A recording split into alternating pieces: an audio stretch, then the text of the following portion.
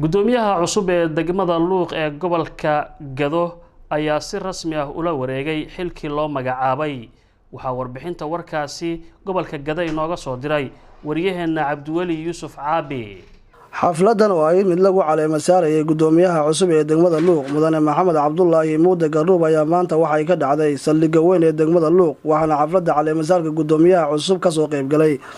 saraakiisha ciidamada laamaha ammaanka Jubbaland iyo sidoo kale odayaasha dhaqanka ururka hooyooyinka dhalinyarada iyo sidoo kale ururada bulshada qaybaheeda kala duwan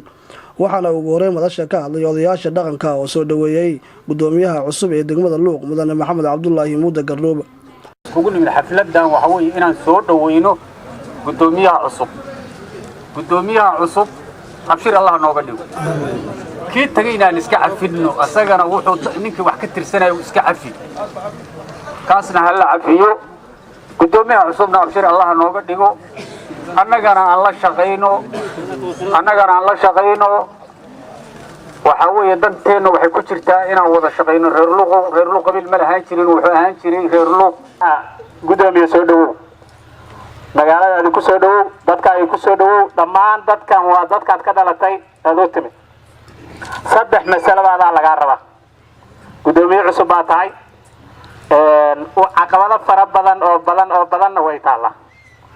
saddexda mas'alo laga rabaa aan ku leeyahay cadaalad waa laga rabaa sinaanna waa laga rabaa daacadnimo aad ku shaqeysana waa laga rabaa inta hadii laga helo wax kale lagaaga baahan yahay malaha Cabdullaahi Gaduub dadku ninku dhalay iyo wiilka kale Soomaaliyeed qabiil kale hadaad u cadaalad samayso cidna wax kuma dhayso midda kaliya loo baahan yahay gudoomiye cadaalad waa midda labaad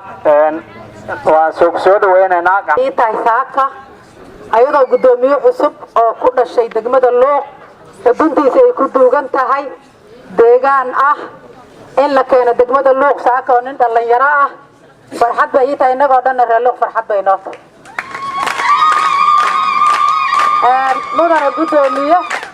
mudane gudoomiye waxaan rabaa inaan ku cadeeyo shacabka ku nool degmada Luuq waa shacab aad u sharaf badan waa shacab wanaagsan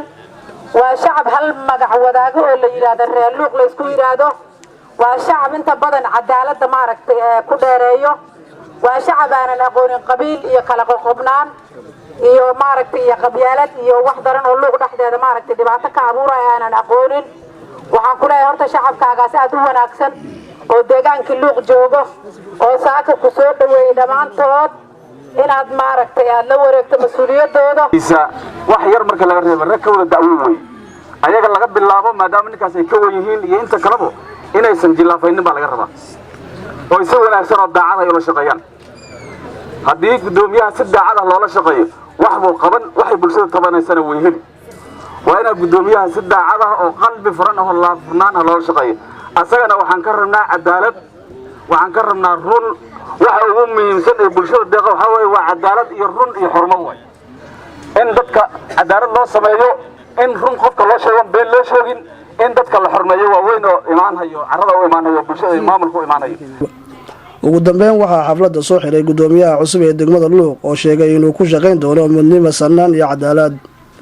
wuxuu ku saabsan yahay dhammaanteen in annaga gacmaha isqabsano oo waxa weeye gacmo wada jir bay wax ku gooyaan aydan annaga kaliya nagu hadlaynin horumarka deegaanka idinkana qaybteena ka qaataan nadaafadda iyo bilicda degmada Luuq waxay bulsho ku horumartaa oo lagu qiimeeyaa waa nadaafadda